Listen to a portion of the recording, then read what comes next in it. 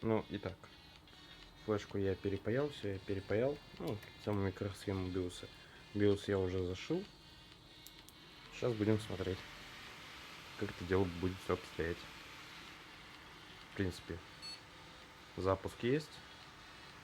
Микросхема здесь вообще иная, но она подходящая по объему, соответственно. Ну, это гигабайт. Снял я с китайской платы. Не гигабайт, если что. Но там тоже микс она была, поэтому она и по объему, в принципе, она плюс-минус подходящая. Но здесь Dual BIOS, но так как здесь нет Dual BIOS, потому что здесь одна микросхема, ну, он все время с мейна грузится. В принципе, вот рабочая уже плата готова. Опять же, за 0 рублей, ну, это классно.